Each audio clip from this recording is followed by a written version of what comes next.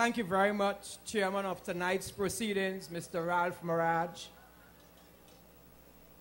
The political leader and Prime Minister of the Republic of Trinidad and Tobago, the Honorable Patrick Manning, and Member of Parliament for the constituency of San Fernando East, and soon to be returned as the member for San Fernando East on the 24th of May, the Member of Parliament for the constituency of Pointe-à-Pierre, the Minister of Science, Technology and Tertiary Education, the Honorable Christine Kangaloo, and to be returned as Member of Parliament for Pointe-à-Pierre on Monday the 24th of May, the Honorable Junior Rugrello, Member for San Fernando West, and Parliamentary Secretary in the Ministry of Community Development, Culture and Gender Affairs, and will be returned as Member of Parliament for San Fernando West on Monday the 24th. Our youth speaker, Ms. Crystal Francis. Ladies and gentlemen, I am indeed honored to be on this platform for the People's National Movement. Honored in that I am the only non-Southerner to be on this platform tonight. And I consider that a considerable honor, ladies and gentlemen. Ladies and gentlemen, we have, I don't know if it's 11 or 12 more days to the election.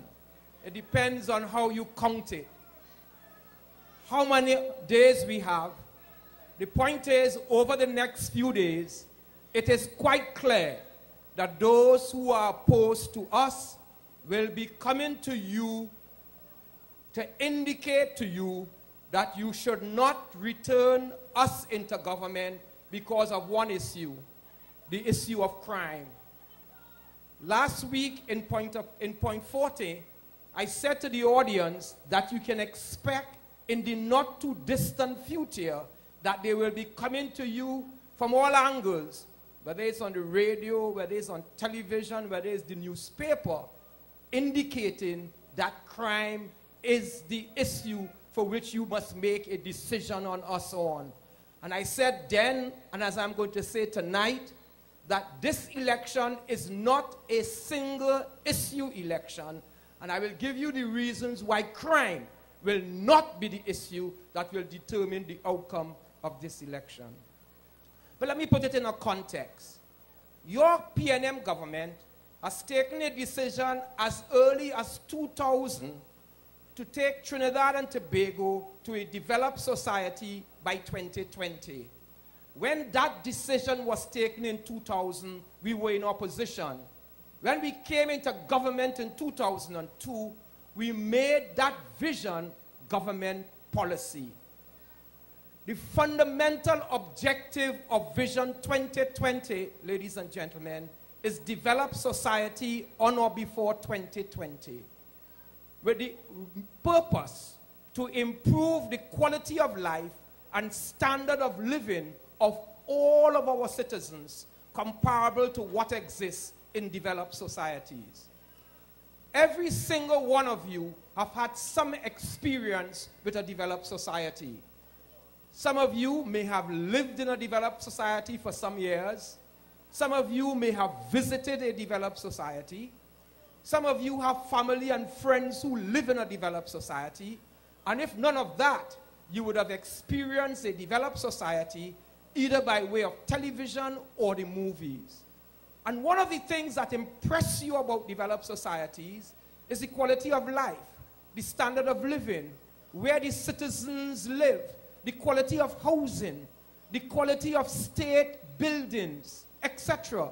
And those of you who spend some time in a developed society, when you come back to Trinidad, the first thing you say is why we can't be like them. If you come back from Miami, you say why we can't be like Miami. If you come back from New York, why we can't be like New York. Things work there. The buses come on time, the train comes on time, etc., etc. So it is in that in mind, ladies and gentlemen, that we have set a bar for the citizens of Trinidad and Tobago.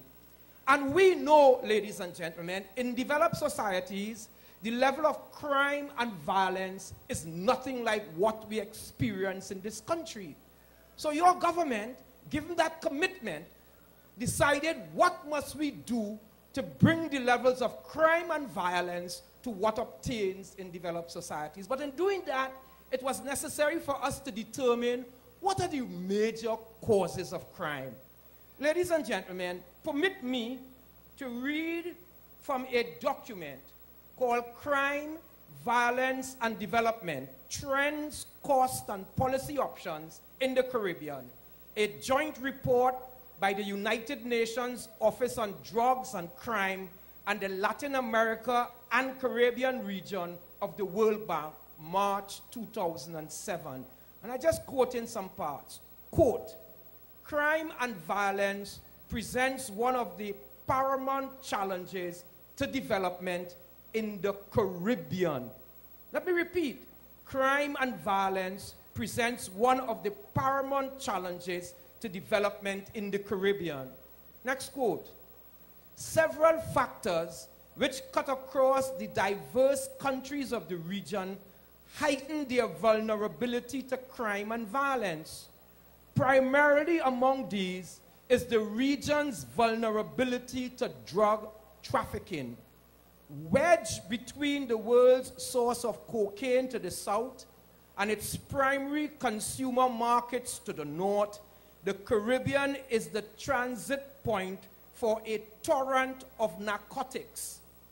Continuing, Caribbean countries have large coastlines and territorial waters, and many have weak criminal justice systems that are easily overwhelmed. Continuing, while levels of crime and associated circumstances vary by country, the strongest explanation for the relatively high rates of crime and violence in the region and the apparent rise in recent years is narcotics trafficking. I need to read that over because it is important. While levels of crime and associated circumstances vary by country, the strongest explanation for the relatively high levels of crime and violence in the region and their apparent rise in recent years is narcotics trafficking. The drug trade drives crime in a number of ways. Through violence tied to trafficking, I'm still quoting, by normalizing illegal behavior, by diverting criminal justice resources from other activities, by provoking property crime related to addiction, by contributing to the widespread availability of firearms, and by undermining and corrupting societal institutions. I say that, ladies and gentlemen, because I'm sure now you've seen an advertisement appearing in the newspaper saying that with Martin Joseph as Minister of National Security, we had 500 murders over the period, giving you the impression, ladies and gentlemen, that it is because of us that there are high levels of crime and violence. It is because of what is taking place in the region that we are experiencing such high levels of crime and violence. But the important thing, ladies and gentlemen, is what has your government did? Let me just say one other thing. The report says that countries in the region will do well to do two things. One, put measures in place to reduce the inflow of drugs and guns coming into their country. And two, strengthening law enforcement capacity. Ladies and gentlemen, your government did not need this UN report to tell us what we needed to do. We understood that and started putting measures in place to do that. Today we can report to you, ladies and gentlemen, that we have put measures in place to stem the inflow of drugs and guns coming into this country.